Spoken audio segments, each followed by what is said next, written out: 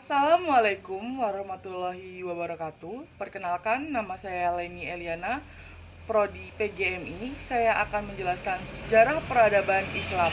Bab pertama. Yang pertama, saya akan menjelaskan tentang pengertian sejarah. Sejarah berasal dari bahasa Arab, yaitu sajarotun yang artinya pohon, dan dalam bahasa Inggris history yang artinya ilmu yang mempelajari gejala-gejala alam, khususnya manusia, yang bersifat kronologis.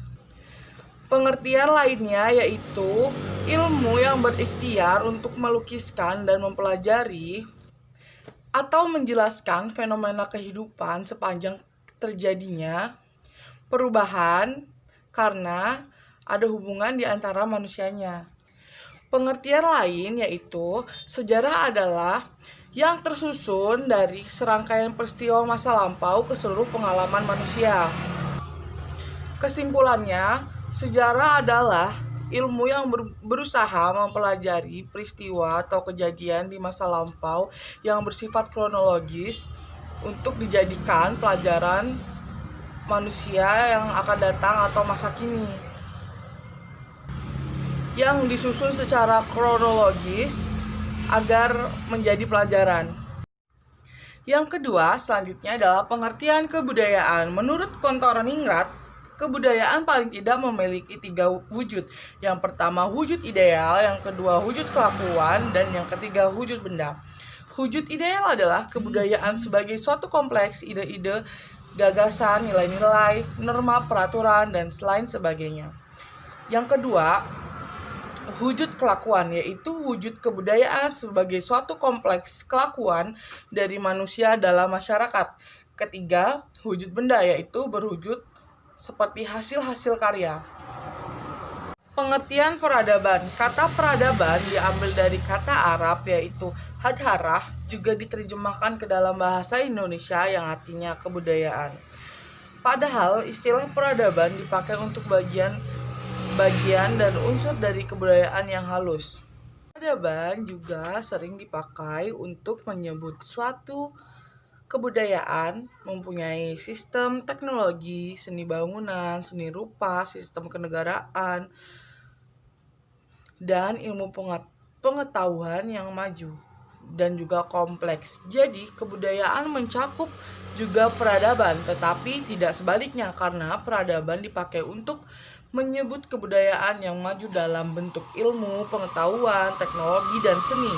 Dalam pengertian kebudayaan direfleksikan kepada masyarakat terkebelakang, bodoh, sedangkan peradaban terefleksikan kepada masyarakat yang sudah maju. Selanjutnya, saya akan tentang menjelaskan makna Islam, yaitu Islam yang diturunkan di Jazirah Arab, membawa bangsa Arab menjadi bangsa yang semula ke belakang, bodoh, dan tidak dikenal dengan bangsa-bangsa lain, menjadi bangsa yang maju, memiliki peradaban. Arab sangat cepat bergerak mengembangkan dunia, membuat suatu kebudayaan dan peradaban yang sangat penting artinya dalam sejarah manusia hingga sekarang. Bahkan kemajuan bangsa Barat pada mulanya bersumber dari peradaban Islam yang masuk ke Eropa melalui Spanyol. Islam bukan kebudayaan, tapi menimbulkan kebudayaan. Penulis Barat banyak yang mengidentikan kebudayaan dan peradaban Islam dengan kebudayaan dan peradaban Arab.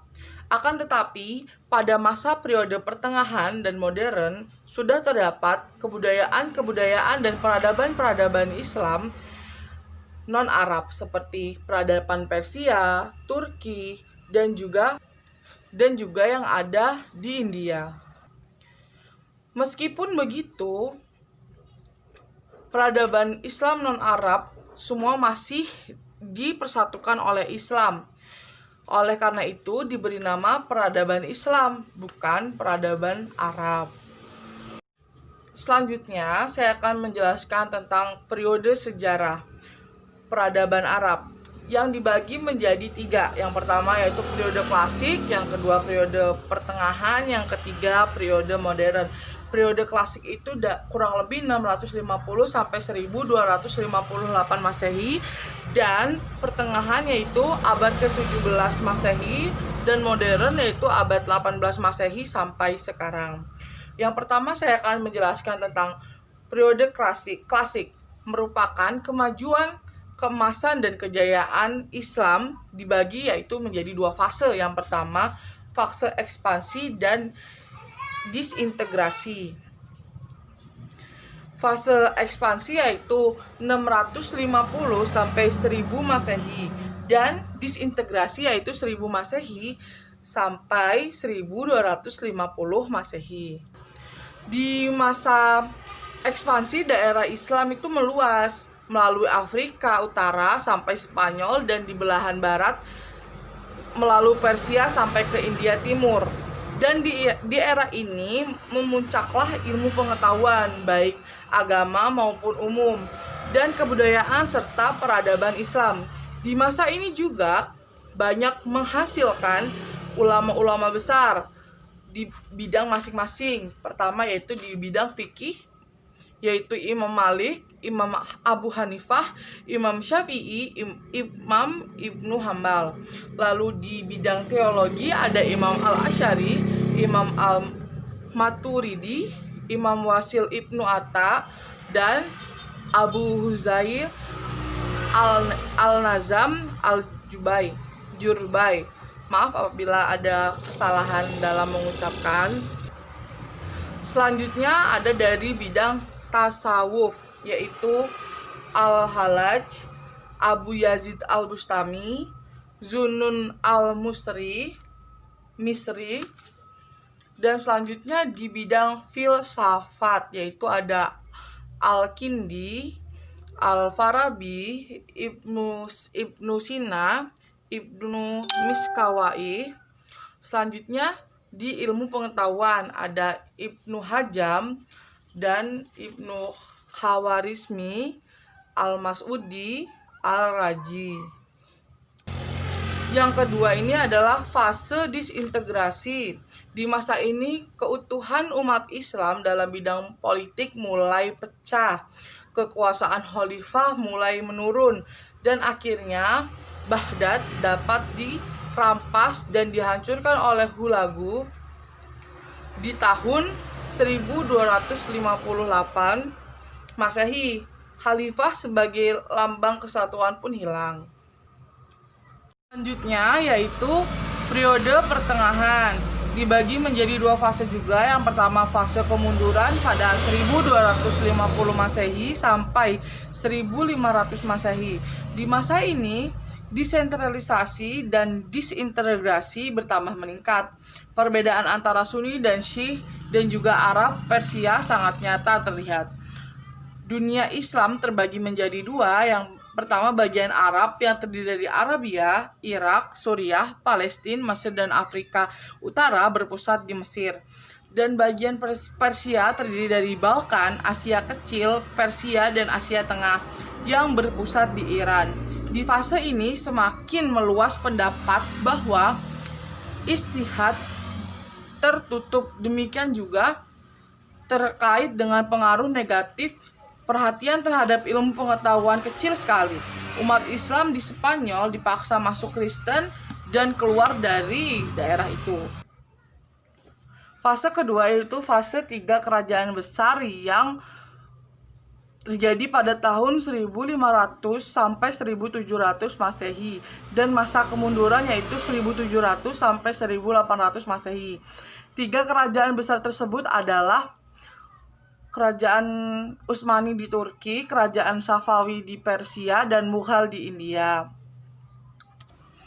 Kejayaan Islam pada 3 kerajaan sampai sekarang masih bisa dilihat di Istanbul, Iran, dan juga Turki. Perhatian dalam ilmu pengetahuan kurang sekali. Kehancuran Kerajaan Safawi oleh serangan bangsa Afgan, Kerajaan Mughal diperkecil oleh Raja India, Kerajaan Utsmani dipukul mundur oleh Eropa, umat Islam semakin mundur. dan akhirnya Napoleon menduduki Mesir. Saat itu Mesir adalah salah satu pusat peradaban paling penting dalam Islam. Selanjutnya periode modern, yaitu 18 Masehi atau 1800 Masehi sampai sekarang, merupakan zaman kebangkitan Islam yang jatuh. Raja-raja dan para pemuka Islam mulai memikirkan bagaimana meningkatkan mutu dan kekuatan. Dengan demikian keadaan menjadi berbalik 1800 derajat. Jika di periode klasik orang barat kagum melihat kebudayaan dan peradaban umat Islam, tetapi di periode modern ini umat Islam yang heran melihat kebudayaan dan kemajuan barat. Karena umat Islam heran melihat alat-alat ilmiah seperti mikroskop dan lain sebagainya. Jadi di periode modern ini timbullah pemikiran dan ide mengatasi kemunduran Islam dan pembaharuan dalam Islam. Sekian video penjelasan singkat dari saya mengenai sejarah Islam. Kurang lebihnya saya mohon maaf. Saya akhiri. Wassalamualaikum warahmatullahi wabarakatuh.